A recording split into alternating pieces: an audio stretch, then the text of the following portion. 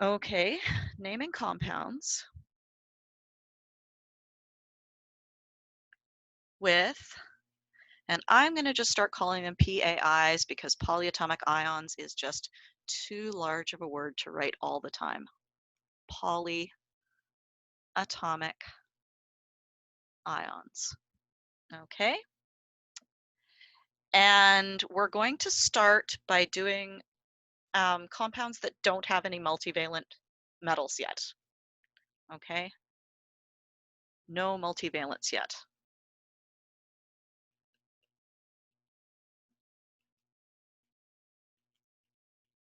Okay, so let us just do a whole bunch of examples and I will show you how straightforward it is. It's actually even easier because you don't need to change the ending to "ide." The only thing that's tricky is figuring out who is the cation and who is the anion.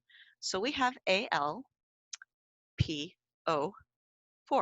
And you might look at that and you might be like, oh my goodness, I want to call that aluminum phosphorus oxide. And I will say to you, no, no, do not do that. All of your compounds should have two names only. Okay? There's like one exception to that, and we'll talk about that probably next day. Um, all compounds should have only two names: first name, second name.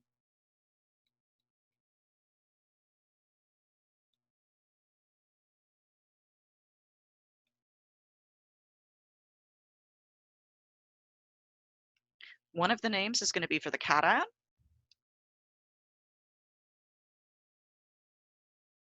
Yeah, what am I doing? And the second name is going to be for the anion. So you have to look at your compound and say, okay, how do I know what is the cation and what is the anion? Well, normally your cation, remember what we said about ionic compounds? They either start with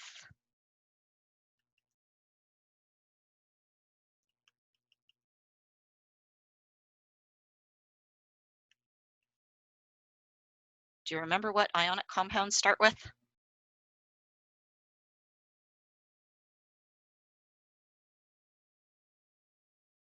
What kind of an element do ionic compounds start with? Yeah, they start with either a metal or they can start with the polyatomic ion ammonium, which is NH4. Okay. Yeah, lots of M's is the answer. Many more M's than one should have to write. Okay, whatever is left over. So once you've said, okay, I've identified my metal, it is Al. Okay, everything else has to be the anion. Okay, it doesn't matter how long it goes on for, everything else is going to be the anion. So you look at this and then you simply name the cation and then you name the anion. And so the cation in this case is aluminum.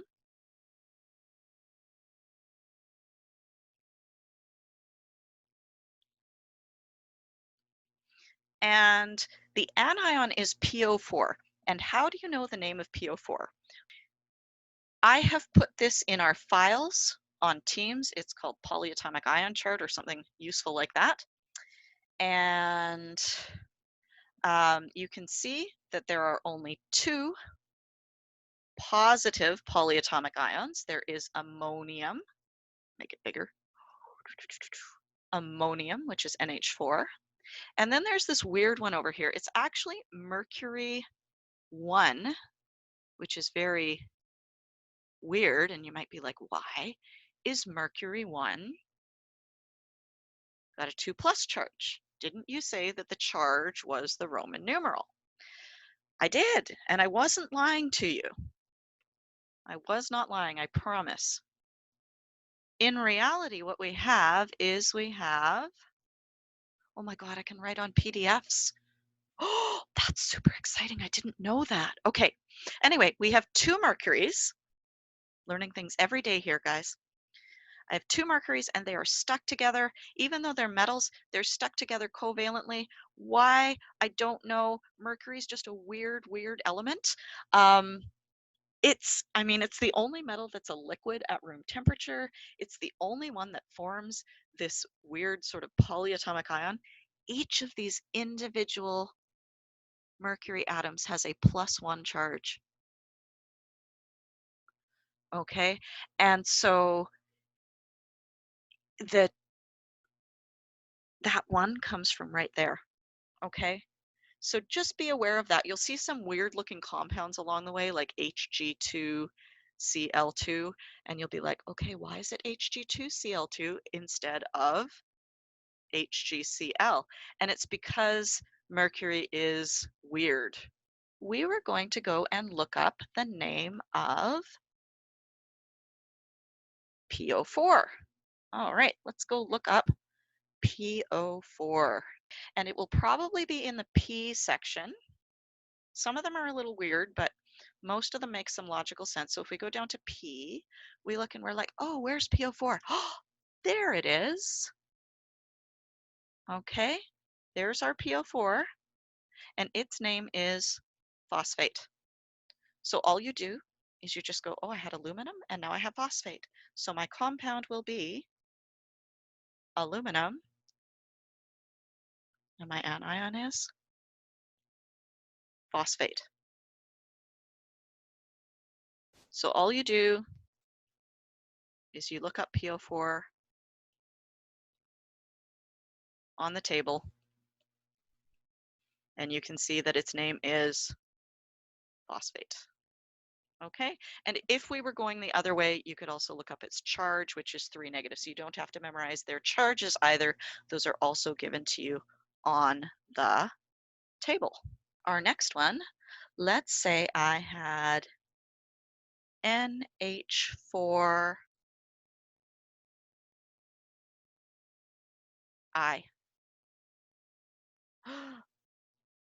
What do I do with NH4I?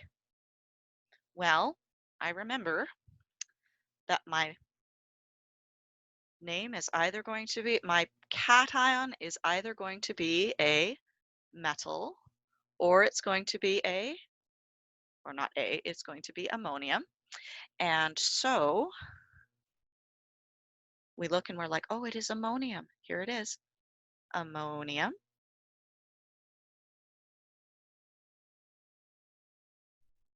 What that means is all the rest of it has to be our anion.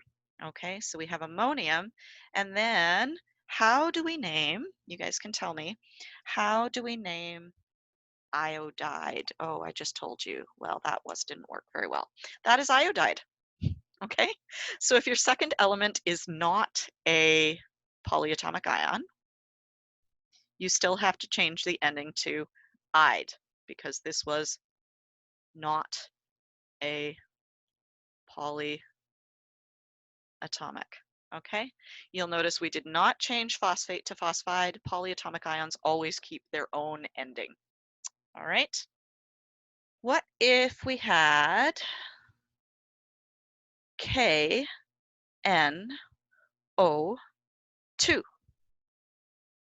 Who is the cation there? Type it into the chat if you think you know who the cation is in that compound. Yes, indeed, it is potassium. That means everything else must be the anion.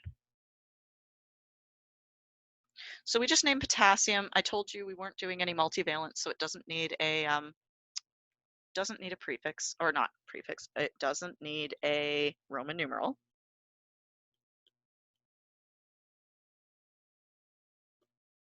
Because it is not in the red zone. It also doesn't need a prefix because this is not a covalent compound. And then where do we go to look up this NO2? How do I know what the name of NO2 is?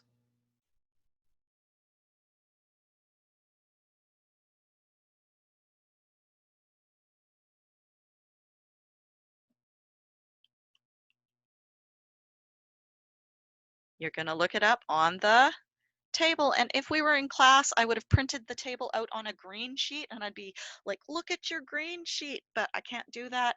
If you have green paper at home, you can print it out on green paper. By the way, if any of you have any issues with getting a copy of this printed out for yourself, and you want to have a paper copy, just send me an email with your address. I will print one out for you. I will put it in the snail mail and send it to your house. Okay, so we're going to go to the table, which hopefully you will have your own copy of very soon. This is probably going to be under N.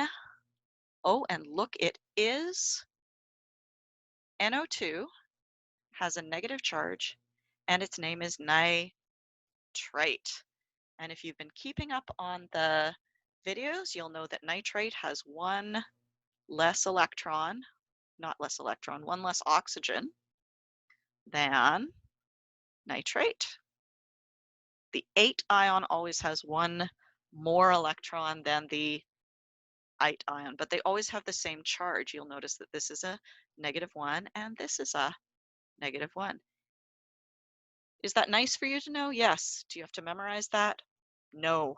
Okay. You just look it up. You're like, okay, Miss Spence, that's lovely, but I'm just going to look up nitrite. It is NO2 minus. So we go back and say, okay, that was nitrite. So this is just potassium nitrate. Okay. You know how they say don't eat too many nitrates? That's what they're talking about. All right. Let's try a big ugly one. Oh yeah.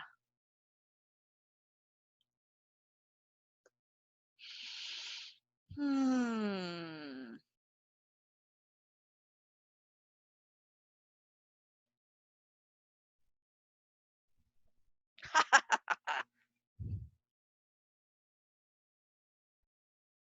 Are we ready? Who is our cation?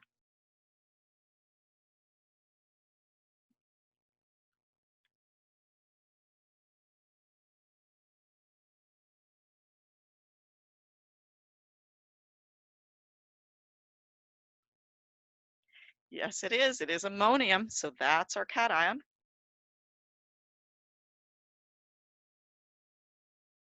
That means everything else, even though it's big and long and ugly, everything else is our anion.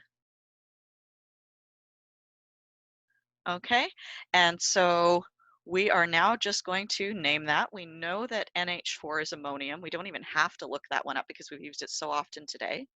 That is ammonium. But if you forgot, you could look it up on the chart. It's at the top there. And now we go look up our anion. Chaku. What on earth is that? Well, let's back up a little bit. And you're going to look for something that is really long, right? Because you don't even know what it starts with. Oh, look, there it is right there. CH3COO minus is named acetate. So you go back and you see, okay, that is acetate. So the name is ammonium acetate. Okay, no prefixes. So even if you had two acetates, say instead we had Ca bracket CH3COO, 2, we would still just name our cation calcium, and we would name our anion acetate. No prefixes. These are still ionic compounds, so still no prefixes.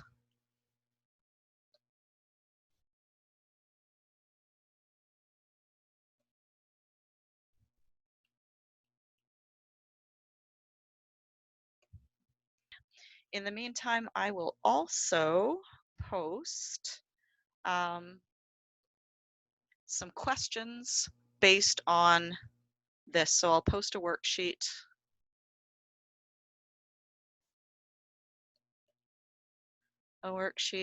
on naming compounds with polyatomic ions.